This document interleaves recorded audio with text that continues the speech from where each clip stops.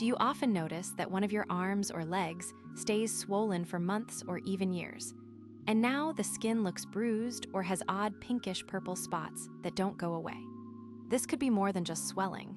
It might be a rare but serious condition hiding underneath. Lymphangiosarcoma is a very rare type of cancer that grows in the tiny vessels that carry fluid called lymph in your body. It usually starts in arms or legs that have long-term swelling, often after someone has had breast cancer surgery. Imagine your lymph system like a network of small rivers that clean waste from your body. When these rivers get blocked for a long time, sometimes the system gets so stressed that cells start growing out of control. This cancer is aggressive but rare, and catching it early makes a big difference. What causes lymphangiosarcoma? Most of the time, it's not random. It's linked to long-term swelling called lymphedema. Think of lymphedema like a traffic jam in your body's drainage system.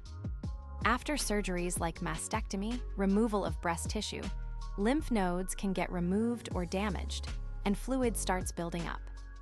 If this swelling stays for years, the constant pressure and irritation can cause cells in the lymph vessels to turn into cancer. It's like if a pipe is blocked for years, and the walls start weakening and growing lumps. Other causes are rare, but sometimes radiation therapy or genetic conditions that affect lymph vessels may increase risk. So it's not something you catch like a cold. It develops slowly after your body has been struggling with fluid buildup. How do you know if it's just swelling or something more serious? At first, it might look like harmless bruises or a small sore that won't heal. But over time, you may see raised patches or lumps on the skin that are purple, red, or dark colored, kind of like a wine stain that grows and bleeds when scratched. The skin might feel thicker or warm. Some people say it itches or aches, like a deep sunburn that doesn't go away. Imagine you've had a swollen arm for 10 years after breast surgery, and suddenly new dark spots appear and grow quickly. That's a red flag. These signs don't always mean cancer, but they need a doctor's attention fast. The longer it's ignored, the more the cancer can spread. How do doctors find out if it's lymphangiosarcoma? They start by asking about your history, especially if you've had swelling for a long time. Then they'll examine the skin and may take a small chunk of tissue, a biopsy, to look at under a microscope. It's like sending a suspicious rust spot to a lab to see if it's just surface dirt or deep metal rot. Imaging tests like MRI or CT scans help see how deep the tumor goes and if it has spread.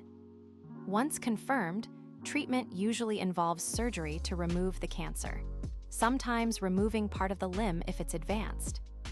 Radiation or chemotherapy might be used too, like using strong cleaners after removing a broken pipe to kill all the mold. The goal is to stop it early. Once it spreads, it becomes much harder to treat. You can't fully stop it, but you can reduce the risk, especially if you have long-term lymphedema. Think of it like car maintenance. If you keep the engine clean and check for leaks, it runs longer. For lymphedema, that means wearing compression sleeves, doing gentle exercises, keeping the skin clean and moisturized, and avoiding cuts or burns on the swollen limb. A small cut on a swollen arm might not sound serious, but it can lead to infections that make swelling worse.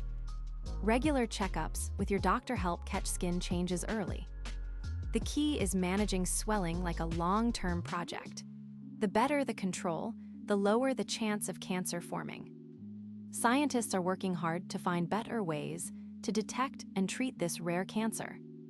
Recently, researchers are studying special imaging tools that can spot early changes in lymph vessels before tumors form. Some are testing new drugs that target the exact pathways cancer uses to grow, like turning off the fuel supply to a fire.